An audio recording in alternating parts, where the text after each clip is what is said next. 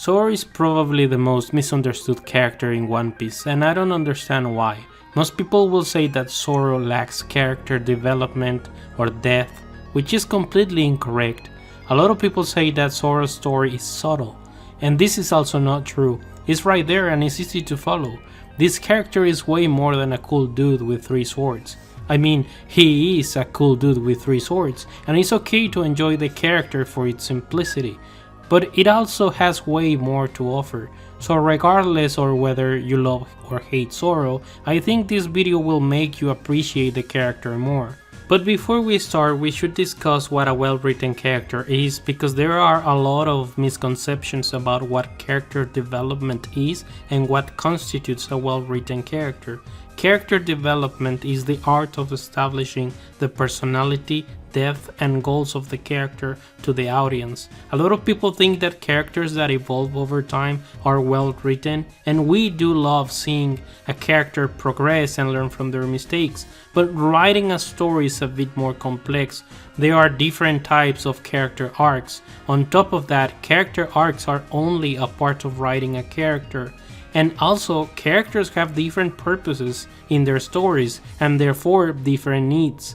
In other words, there are more than one way to write a good character. A character needs to be memorable and well established, but it should also help the story. Characters are only one of many story elements, such as theme, plot, and setting, and they should all work in harmony to form the identity of the story and communicate the narrative discourse, all of this while staying consistent. So it's not just let's add a backstory to the character and poof, the character improves. You need to check the rhythm, plot, and structure of the story while making sure the backstory is consistent and serves the themes and the character's psychology. Flashbacks are just devices, one of many ways to tell a story. Characters are established and developed by choices, dialogue, and interactions. Now that we have established all of these, let's talk about Zoro. Zoro is one of the most important characters in One Piece, and this is where we find a common misconception. People tend to mistake usefulness with relevance. Nico Robin is a character that is important to the story, yes, especially to the plot of the Void Century. She also has great interactions with the other members of the crew that create important dynamics to the story, but her main contribution is her usefulness to the plot. She is a logistical character. Nico Robin facilitates a lot of exposition because he's one of the few characters that can read the poneglyphs, and without her they won't be able to find the One Piece. That's why we love Robin. Luffy, on the other hand, is relevant because the story is about him. Luffy is One Piece and One Piece is Luffy. That's why every character in the Straw Hat crew is important, because they are foils to Luffy. In other words, without Luffy, One Piece is not One Piece.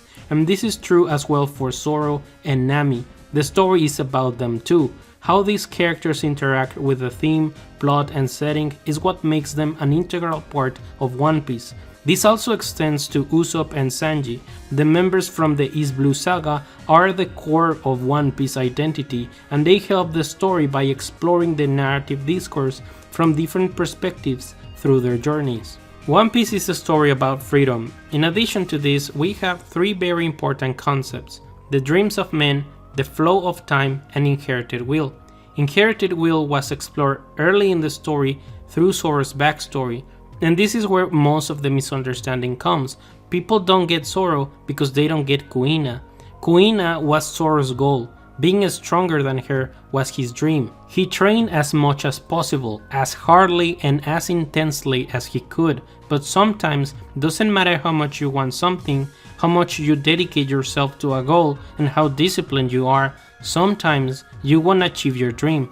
Death itself took that from Zoro. This character has been fighting with death the whole story. He even was introduced to the story tied, starving, while the Marines were planning his execution. Zoro won't be able to fight an adult Kuina. Zoro will never fight Kuina at her peak, but Zoro wasn't the only one that has their dream stolen. Kuina will never become the best swordsman. However, Zoro inherited Kuina's will.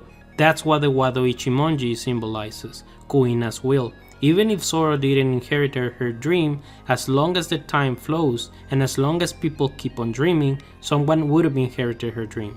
Kuina was insecure about her dream. She was afraid of not being able to defeat people with stronger bodies, and this struggle was also passed on to Zoro.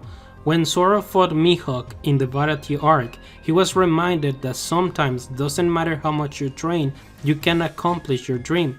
He was too far from accomplishing his goal, so far that even after dedicating his whole life to become better, he wasn't even able to touch his opponent. He would need to be more than a simple swordsman.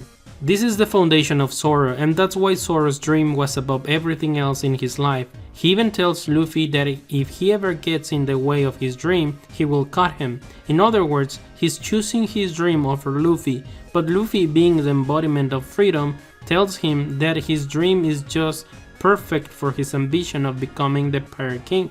This dynamic is really important. Luffy pushes Zoro to a world of new perspectives, while Zoro reminds Luffy that even if he has destiny and luck on his side, he needs to take things seriously from time to time. Nami enables this pair to pursue their dream, and vice versa. This trio is the face of One Piece.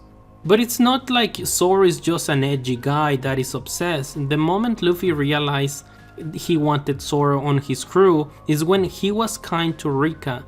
He didn't even let her onigiri go to waste. I firmly believe that if Sanji was recruited first, their whole relationship would have been completely different because he would have seen what Zoro did. Which brings me to Sanji. These two characters are at different ends of a spectrum. They are opposite, and that's why they are always fighting each other. Zoro and Sanji complement each other. Zoro makes Sanji better and vice versa, because Zoro puts his dream above everything and Sanji puts everyone above himself. Zoro needs to learn from Sanji that the people around you are as important as your dreams, and Sanji needs to learn from Zoro that sometimes it's okay to put yourself first. In the same arc, we see how Sanji struggles to live and pursue his dream, while Zoro gets to fight Mihawk. This is not a coincidence. This creates another triangular character dynamic, another one that is very important to the story, what people call the Monster Trio. While Luffy pushes both to pursue their dreams, making them free, Zoro reminds Luffy to be disciplined, while Sanji reminds Luffy that the crew and people around him are just as important. They both balance Luffy while making each other better. A lot of people say that Zoro doesn't find a lot of swordsmen, and that's kind of the point. Luffy's adventure is giving Zoro a new perspective that will change his personality and beliefs. So let's go over Zoro's fights and journey, because this is where we get a lot of characterization for Zoro. After Baratie, he fights a bunch of Gyojins and Hachi, and then in Whiskey Peak he fights a whole town of bounty hunters. In these two arcs we are establishing that Zoro is an above average swordsman, and even though that sounds great, that is not enough to be the best. In Little Garden, we see that Zoro is trapped and he's willing to cut his legs rather than giving up on life and his dream. However, at this point in the story, we are establishing Zoro's role within the crew. He is the warrior. His role is to protect the weak and the ship being the embodiment of the crew's identity and dreams. His role challenges Zoro's core beliefs. He needs to constantly put his life on the line for others. On Arabasta, he fights Mr. One. I love that Das Bones' nickname is Mr. One. That creative choice lets the audience know really clearly that Das Bones is a gatekeeper for Zoro's next part of his journey to become the best.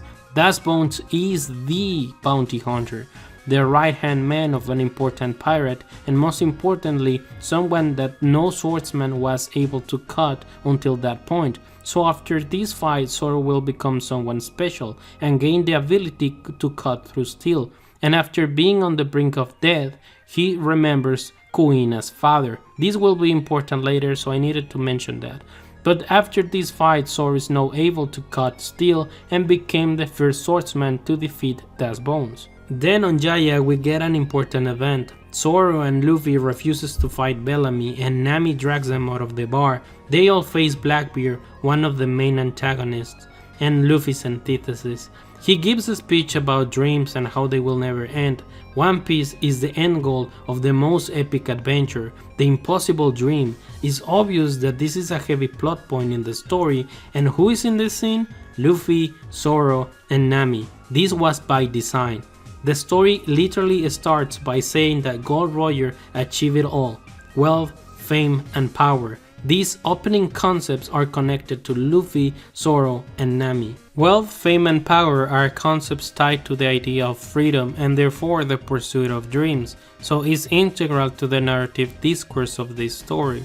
On Skypiea, Zoro fights a Shandia named Raham, not a swordsman but a gunslinger. This pushes Zoro to create long-range attacks, and then he fights a long-range swordsman with observation haki, and wins.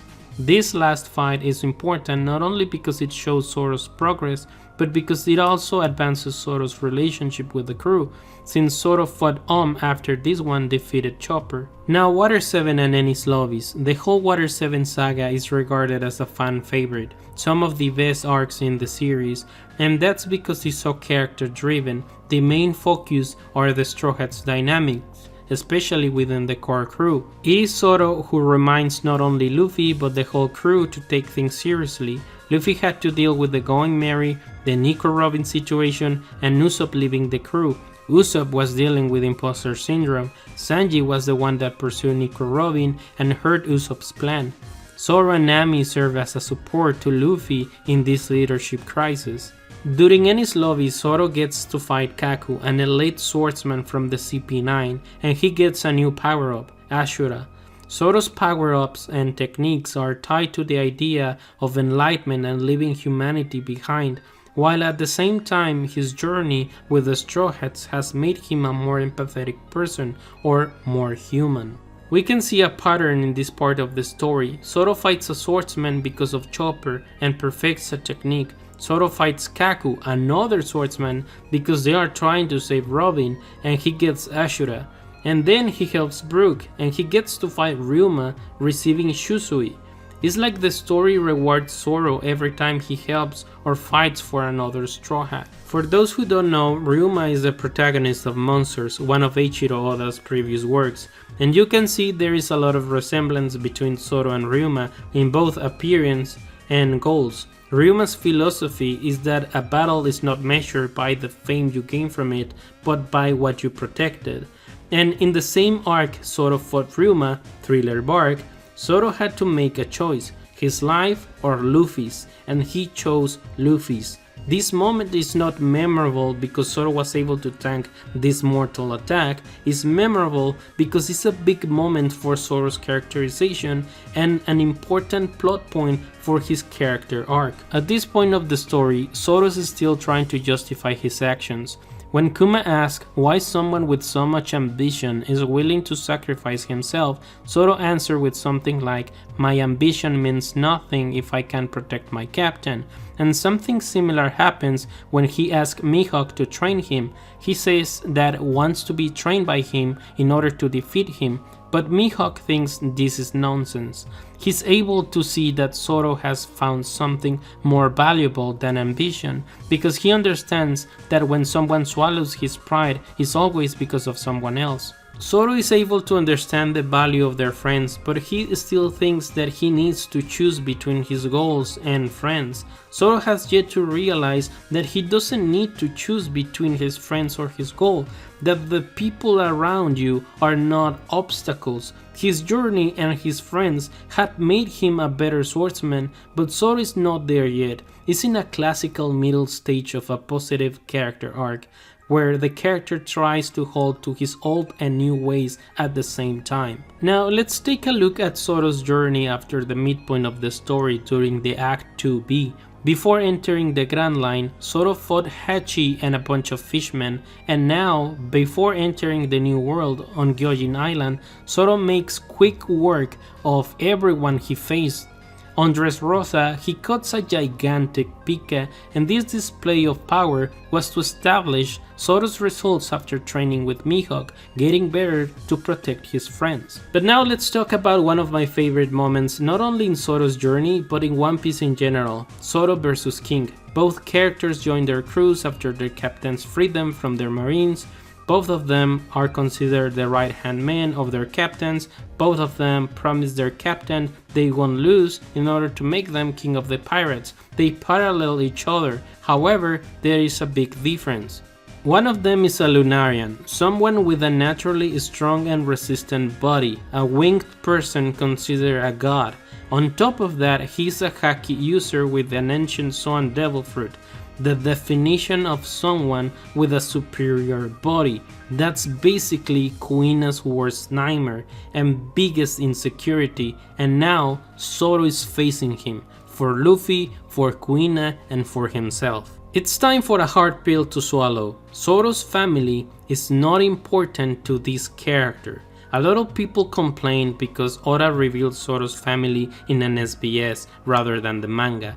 Characters have different needs because they have different purposes. Zoro's genetics not only are unimportant, they would contradict a lot of his characterization. He's not like Luffy, who is the chosen one, son of Dragon, grandson of Garp, brother of Ace, who was the son of the king of the pirates, and brother of Sabo, the flame emperor, the sun god Nika, and the embodiment of freedom. Zoro challenges all of that through discipline and effort. He wasn't even raised by them. That's why whenever Zoro is in danger, he remembers Kuina's family. Like when he fought Mr. One, he remembered Kuina's father because he was the one that taught him. And now with King, he remembers Kuina's grandfather. The Wado Ichimonji not only symbolizes Kuina's will, but both the Wado Ichimonji and Enma were created and crafted by Kosaburo, Kuina's grandfather. Zoro's relationship with his family don't add that much, since he spent most of his journey learning the value of the people around him, unlike with Sanji, a character that is defined by his kindness and putting people above him. Seeing his traumas add to his characterization. On top of that, a big flashback about Zoro's family would have messed with the rhythm, plot, and theme of Wano, unlike Whole Cake Island, an arc based on the theme of family. There is a possibility that Zoro's family will be explored, but Wano was definitely not the moment. It would have been a character and thematically inconsistent. There is a reason why Oda decided to reveal the names of the relatives of one of the most important characters in the series in an SBS. But back to King vs Zoro. When Sanji and Zoro were about to face King and Queen, they realized how close will be Luffy to become king of the pirates. Zoro wasn't thinking, hey, I will become stronger if I fight this dude. I'll become a better swordsman after I defeat King. Like when he fought Mr. One way back in Arabasta, he was just happy for Luffy being close to achieving his dream and becoming king of the pirates. Sanji had a similar but opposite experience while fighting Queen, but I think that's for another video. During Zoro's fight, King's mask falls and the beast pirates notice that he's a Lunarian and that the world government will pay a lot just for information. King proceeds to kill them. In contrast, you have the Straw Hats that they will die for each other without a second thought. After a first fight, Zoro wins and becomes the King of Hell, a name that seems appropriate because that's how the world government will deem at one of the strongest swordsmen who decided to fight alongside the Warrior of Liberation. Zoro is severely injured and he sees again his old foe, Death, who has been fighting the whole story. Who will win, his ambition or his mortality? We are yet to see the results of Zoro's arc since the story is incomplete, so is the main character's dramatic arcs. But with this video, I hope you have a better understanding of Zoro and you can appreciate the story and his journey a bit more.